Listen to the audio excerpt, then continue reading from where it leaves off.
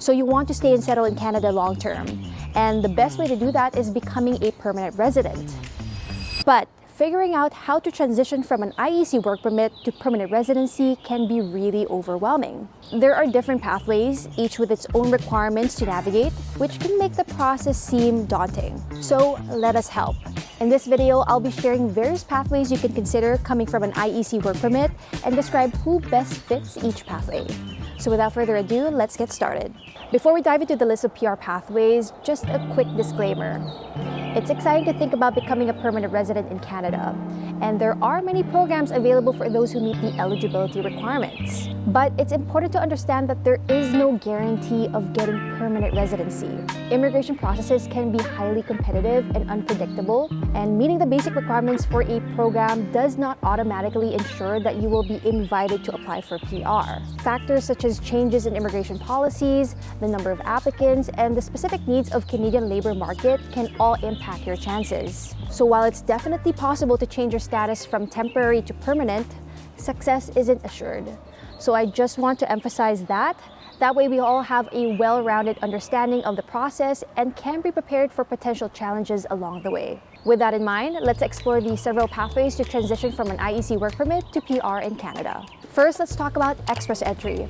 So express entry is a popular and fast way to get permanent residency.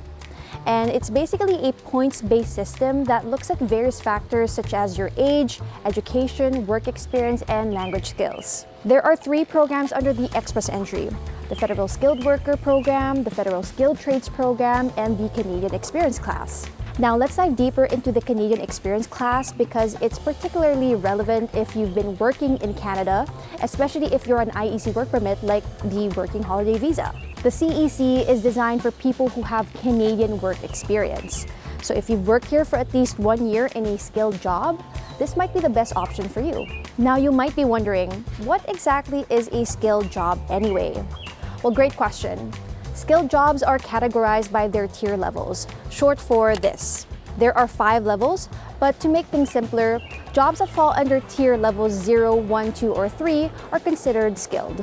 To figure out which level your job is, you'll need to check your National Occupation Code, or NOC. It's pretty straightforward, so you pretty much head to IRCC's website, which I'll drop the link below for you. Type in your job title, say Software Project Manager. Hit the search button and find the job that matches your role. If your job is in tier 0, 1, 2, or 3, and you've worked there for at least a year, then good news, your job is considered skilled.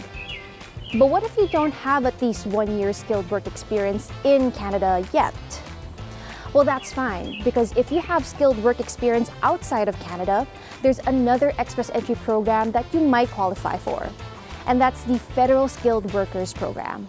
The FSW is very similar to the CEC program, but the main distinction is that you need to have at least 1 year of skilled continuous work experience to qualify. Now, both the CEC and FSW are amazing opportunities to become PR. But keep in mind, the system is competitive. Meeting the basic requirements isn't enough on its own. You need to score high enough to get an invitation. Getting that invitation is the hard part. And if you're on a temporary work permit like the IEC, you may not have the luxury of waiting so long. An added challenge is that the required scores to get an invitation fluctuate and are unpredictable. So what works now might not work enough later. In a nutshell, the CEC and FSW are good pathways to PR. They're fast and efficient, with the most PR applications under express entry processed in less than 6 months after submitting your application. However, make sure you're prepared for the competitive nature of the process. It's better not to put all your eggs in one basket waiting on this program, and to explore other options as well. All right, let's move on to another PR pathway, the Provincial Nominee Program, or the PNP. The PNP allows Canadian provinces and territories to nominate individuals for permanent residency based on their specific economic needs. Take note, the PNP is a 2-stage process. In the first stage, you need to apply to the province or territory where you want to live. Processing times for this stage can vary depending on the stream and the specific province. Similar to the Express Entry program, in most cases, you will need to receive an invitation or in this case, a provincial nomination. Only after receiving a nomination can you move on to the second stage, which is submitting an application for PR to the federal government. Now, the success rates for PNPs depend on the applicant's qualifications. There are more than 80 PNP streams, each with its own requirements. Some streams require an express entry profile, others need a job offer or previous work experience in the province, and some focus on work experience in an in-demand occupation. For example, if you have skills in construction, healthcare, technology, childcare, or veterinary care, you might find great opportunities in BC or British Columbia. The BC PNP includes streams like the Skills Immigration and Express Entry BC, which target workers with experience in high-demand occupations. For those with job offers or work experience in Alberta, Ontario, and Nova Scotia, these provinces have streams aligned with express entry, as well as streams for job offers without express entry, targeting skilled workers or those who show strong ties to the province. Or perhaps you have family members or close relatives in Manitoba. In that case, you can look into the Manitoba Provincial Nominee Program,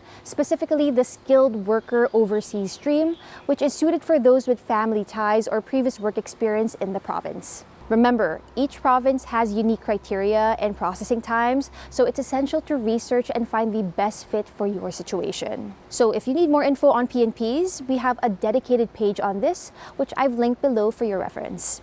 Now, planning your move to Canada should be straightforward and clear. If you have the right tools and information, then your journey will be easier and less stressful. But with so many ways to immigrate and so much information online, finding the right path can be really confusing. Many newcomers don't know which programs is best for them, which can cause delays and problems. To address this, we've created an immigration quiz designed to help you find the best pathway based on your unique profile. This quiz simplifies the process by providing a clear, personalized roadmap. So whether you're a skilled worker, student, or reuniting with family, the quiz will highlight the best options for you. Even better, if you opt in to sign up for an account with us, you'll receive detailed guidance and tailored resources for your next steps, helping you stay organized and prepared. So take the quiz and sign up. That way you can start your new life in Canada with confidence and peace of mind. The next PR pathway I want to talk about is spousal sponsorship. This PR pathway allows Canadian citizens and permanent residents to sponsor their spouse, common law partner, or conjugal partner for permanent residency in Canada. While waiting for your spousal sponsorship PR application to be processed, you may need a temporary work permit to continue working and staying in Canada. And in this case, you could qualify for a spousal open work permit. This permit is specifically for spouses and common law partners, allowing you to work anywhere in Canada for any employer. It's a great option to bridge the gap and maintain your ability to work while your PR application is being processed in the background. Up next, let's talk about the Rural and Northern Immigration Pilot, or the RNIP. So the RNIP aims to bring skilled workers to rural and northern areas in Canada that need more people. So if you're up for living in a smaller community, this might be perfect for you. To qualify, you need a job offer from one of the participating communities and a recommendation from that community. Plus, you should have at least 12 months of full-time work experience in the last 3 years. But here's more exciting news. The RNIP is becoming a permanent program this fall 2024 and will be called the Rural Immigration Program. Along with that, they're launching 2 new pilots, the Rural Community Immigration Pilot and the Francophone Community Immigration Pilot. Speaking of regional immigration programs, another similar program to the RNIP is the AIP, or the Atlantic Immigration Program. The AIP is an employer-driven program that helps employers hire foreign workers for those interested in living in one of the Atlantic provinces, aka Newfoundland and Labrador, Prince Edward Island, Nova Scotia, and New Brunswick. Now, be aware that the biggest roadblock to success for the AIP is the requirement to have a valid job offer from an employer in the Atlantic region. The job offer must be full-time, non-seasonal, and for at least 1 year. But once you have a job offer, chances of success improve dramatically. Last but not least, if you're currently residing in the province of Quebec, they have their own unique immigration pathways worth checking out too. First, they have the Quebec Regular Skilled Workers Program, or QSW. It uses a points-based system similar to the Express Entry, but it's managed separately by the Quebec government. Second, there's also the Quebec Experience Class, or PEQ. To qualify, you need to have worked in Quebec for at least 12 months in a skilled job or have graduated from a recognized Quebec educational institution. Proficiency in French is also a key requirement for this program. Anyway, that's all for now. Transitioning from a temporary status to PR can indeed feel overwhelming with all the different pathways and their specific requirements. But hopefully this video was able to shed light at the options available to you. Thanks for watching and best of luck on your journey. See you in the next video.